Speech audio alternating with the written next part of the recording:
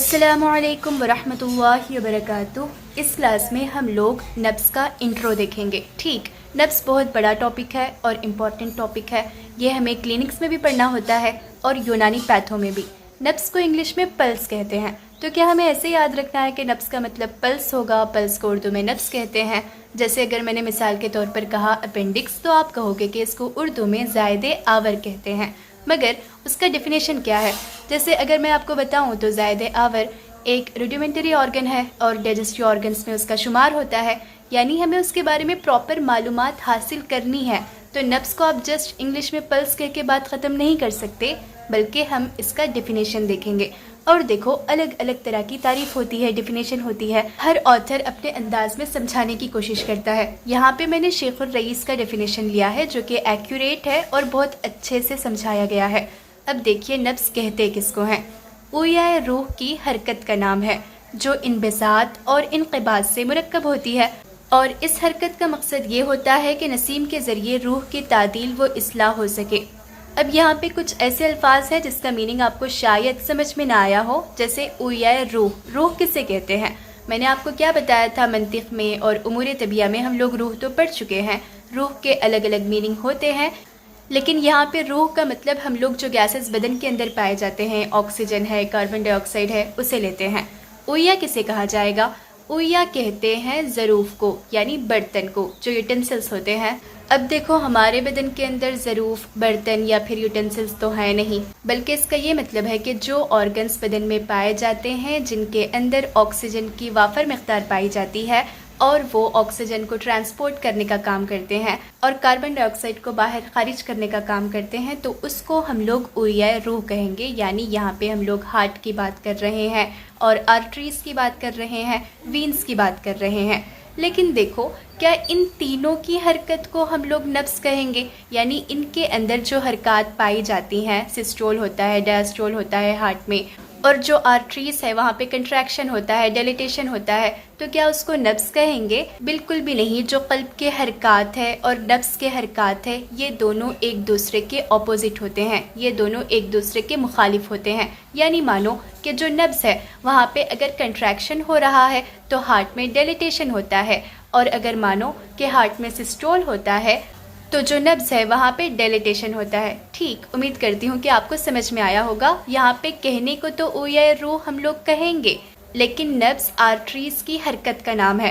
वैसे वीन्स में भी ऑक्सीजन थोड़ी मकदार में पाया जाता है, लेकिन उसकी हरकत को हम लोग नब्ज़ नहीं कहेंगे, बल्कि नब्ज़ जो आर्टरीज़ की हरकत है, जो आर्टरीज़ के अंदर होने वाला एक्शन है, कंट्रैक्शन और डिलेटेशन, तो उसी को हम लोग नब्ज़ कहेंगे, जो इनबिसात और इनक़िबाज़ से मुरक्कब होती है।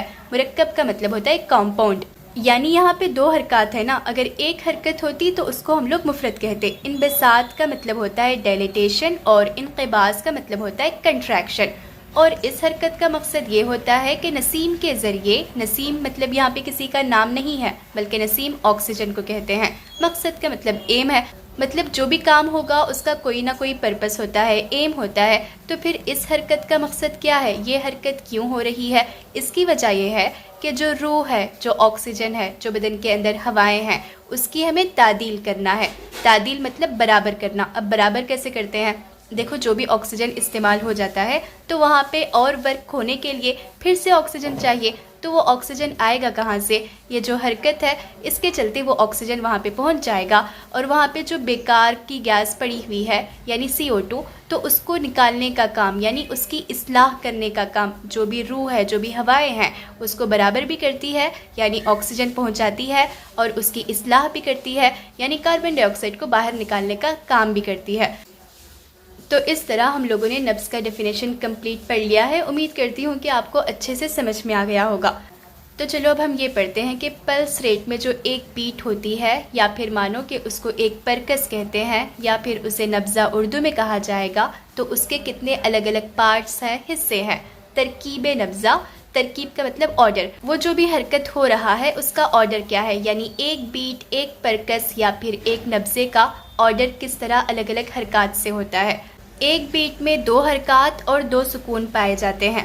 دیکھو اگر حرکت ہوگا تو اس کے بعد سکون ہونے کے بعد ہی پھر حرکت ہوگا نا. ہم لوگ ایسے نہیں کہہ سکتے کہ دونوں حرکات ایک دوسرے کے ساتھ ملے ہوئے ہوتے ہیں، ایسے تو ہو نہیں سکتا. ایک حرکت ہوگا، اس کے بعد سکون ہوگا، پھر حرکت ہوگا، یعنی ایک ایکشن ہوگا، پھر ہمیں ریسٹ کرنا ہے اور پھر ایکشن لینا ہے. دونوں ایکشن ایک دوسرے کے بعد ہو ہی نہیں سکتے. تھوڑا سا چاہے وہ مائنیوٹ ملی سیکنڈ کا بھی کیوں نہ ہو، سکون یا ریسٹ وہاں پہ پایا جانا ضروری ہوتا ہے، تو تبھی جا کے آپ دوسرے ایکشن کو ایک نیا نام دے پاؤ گے نا. تو اسی طرح یہاں پہ جو حرکت ہے، حرکت انقباضی، اس کے بعد ہوگا ایک سکون، اور پھر حرکت انبساطی، اس کے بعد بھی ایک سکون ہوگا، پھر حرکت انقباضی سکون، حرکت انبساطی سکون، اسی طرح ہوتے رہتا ہے. اب دیکھو جو حرکت انقباضی ہے اس کا کیا مطلب ہے، یعنی سکیڑنا، کنٹریکشن. اور اس کے بعد جو سکون ہوگا اسے ہم لوگ سکون مرکزی کہتے ہیں، یا پھر اس کو ہم لوگ سکون داخلی کہتے ہیں. اب اس کا کیا مطلب ہے، بہت آسان ہے، مشکل تھوڑی ہے. دیکھو جب آپ ایسے کنٹریکٹ کرو گے چیز کو، یعنی سینٹر کی طرف آ رہا ہے، اسی لیے اس کو ہم لوگ کہیں گے سکون مرکزی. اور پھر اس کو سکون داخلی بھی کہا جائے گا، کیونکہ یہ خارج ہے، خارج مطلب باہر، اور یہ جب اندر آ رہا ہے یعنی یہ داخل ہو رہا ہے، اسی وجہ سے اس کو سکون داخلی بھی کہتے ہیں. اب جو حرکت انبساطی ہے اس کے بعد والے سکون کو سکون محیطی بھی کہا جائے گا، یا پھر سکون خارجی بھی کہا جائے گا. اب اس کو بھی سمجھنا آسان ہے. جیسے حرکت انبساطی تو کیا ہوگا، انبساط یعنی ایسے پھیلنا، ڈائلیٹیشن. اب جیسے یہ پھیل رہا ہے اور اس کے بعد والا سکون ہے، یعنی یہاں پہ تھوڑی دیر ایسے رک گیا، اب کام ایسے ہو رہا تھا نا، ایسے پھیل گیا، ڈائلیٹیشن ہو گیا. اب یہاں پہ جو سکون ہوا یہ سکون محیطی کہلائے گا. محیط یعنی یہ پیریفیری کی طرف ہے، اطراف ہے، سراؤنڈنگ میں ہے. اور خارجی یعنی یہ باہر کی طرف ہے، مطلب یہ ڈائلیٹ ہو رہا ہے تو باہر کی طرف ہو رہا ہے، اندر سے باہر، داخل کی طرف سے خارج کی طرف جا رہا ہے، اسی لیے اس کو سکون خارجی کہتے ہیں. امید کرتی ہوں کہ آپ کو سمجھ میں آیا ہوگا کہ سکون محیطی اور سکون خارجی ایک ہی ہے، سکون داخلی اور سکون مرکزی یہ بھی ایک ہی ہے. دیکھو جو بھی ورک ہوتا ہے، فنکشن ہوتا ہے، ایکشن ہوتا ہے، اس کو سٹیمولس پہنچانے والے کون ہیں؟ کیا وہ خود بخود ہو رہا ہے یا پھر کسی کے کہنے سے ہو رہا ہے؟ یعنی یہ جو نفس کی حرکت ہے اس کا محرک کون ہے؟ کیا یہ والنٹری ہے، انوالنٹری ہے، یا پھر کسی کے کنٹرول میں ہے؟ دیکھو جو محرک ہے یعنی حرکت پہنچانے والا، شاید اس کے بارے میں ہم لوگوں نے منطق میں پڑھ رکھا ہے. تو جو نفس کا محرک ہے وہ قلب ہوگا، یعنی ہارٹ ہوگا. یہ ہارٹ کے کنٹرول میں ہوتا ہے. جو ہمارا پلس ریٹ ہے اس کے ذریعے ہم لوگ ہارٹ کی حالت معلوم کرتے ہیں نا، کہ ہماری قلب کون سے کنڈیشن میں ہے، کس طرح کی حالت میں ہے. اب یہاں پہ دیکھیے میں نے شروعات میں آپ کو کیا بتا رکھا تھا کہ نفس کی حرکت اور قلب کی حرکت دونوں ایک دوسرے کے مخالف ہوگی، اپوزٹ ہوگی. یعنی یہاں پہ سسٹول ہو رہا ہے تو یہاں پہ ڈائلیٹیشن ہوگا، اور یہاں پہ کنٹریکشن ہو رہا ہے تو یہاں پہ ڈائسٹول ہوگا. ٹھیک، قلب کی جو حرکت ہے یعنی قلب کے اندر جو سسٹول ڈائسٹول ہوتا ہے یہ قوت حیوانیہ کی وجہ سے ہوتا ہے، اور یہ ذاتی قوت ہے. قلب کو کوئی اور نہیں کہے گا کام کرنے کے لیے، بلکہ وہ خود بخود کام کرتے رہتا ہے. اس کے اندر جو پاور ہے، قوت حیوانیہ پائی جاتی ہے. لیکن جو نبض ہے اس کے حرکات خود سے نہیں ہوتے، بلکہ یہ قلب کے کنٹرول میں رہتا ہے. ٹھیک، ذاتی قوت یعنی اس کے اندر جو پرسنل پاور پائی جاتی ہے جس کو ہم لوگ قوت حیوانیہ کہتے ہیں، اس کے چلتے سسٹول اور ڈائسٹول ہوگا.